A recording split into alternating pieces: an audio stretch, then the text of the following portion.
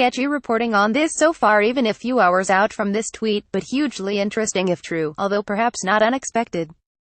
CBS's sources within the U.S. intel community tell them that North Korea has begun dismantling their nuclear testing facility at Punggye-ri. If true, it might mean that they're serious about ending their nuclear program, or that the facility is already useless. New U.S.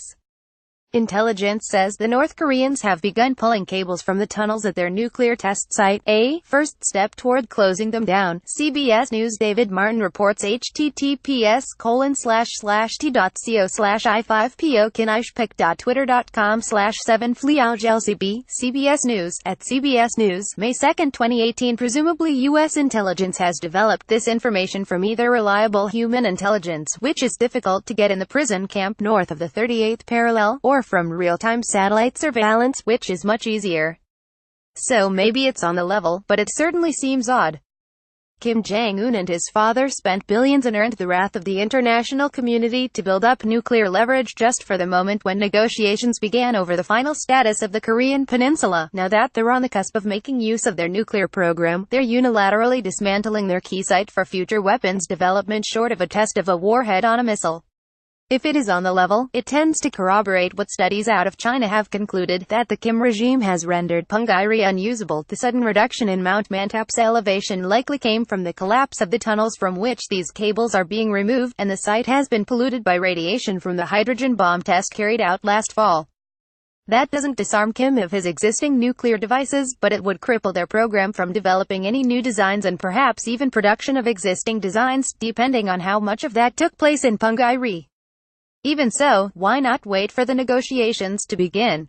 Or have they already? John Happ quotes a Seoul official as saying that Kim has already agreed to denuclearize, and that he also has conceded on inspections at Punggye-ri and other sites. President Moon Jae-in and North Korean leader Kim agreed during their summit last week to seek complete denuclearization, but details about how the North will dismantle its nuclear program have not been revealed.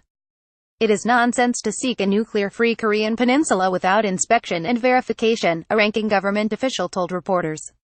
The North's leader appears to adequately understand that. The North has said that it will close down the nuclear test site with international experts and reporters attending. I think this shows that Pyongyang has a strong will for allowing an inspection as well, he added.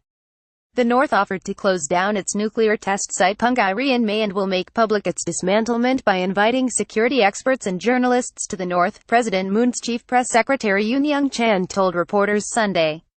If this all sounds a little too good to be true, count yourself in the same club as Mike Pompeo. At his ceremonial swearing-in today, the new Secretary of State pledged to keep the pressure on Pyongyang while negotiations moved forward.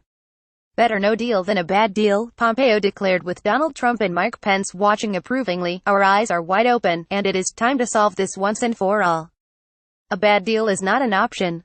The American people are counting on us to get this right, Secretary of State says on North Korea. https://t.co/c67nerv6gbpic.twitter.com/huj85ns7nw. CBS News. At CBS News, May 2, 2018, Pompeo, who secretly met with North Korean leader Kim Jong-un over the Easter weekend, said North Korea must commit to immediately dismantling its weapons program, adding that efforts to denuclearize Pyongyang were still in the beginning stages, and the outcomes unknown.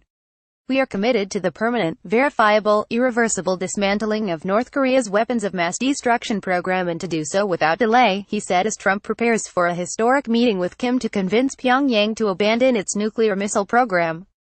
Listing other major challenges, he said the United States was deciding on next steps of a flawed nuclear deal with Iran and confronting Moscow's acts of aggression. My team and I will be unrelenting in confronting those threats, said Pompeo. We will deploy tough diplomacy when necessary to put the interest of the American people first, he added. Maybe Moon will have wrapped up the deal before Trump gets a chance to sit down with Kim, and maybe that's the point too. But that would be even more curious given the Kim's regime long-standing desire to be seen as equal to the U.S. in national prominence.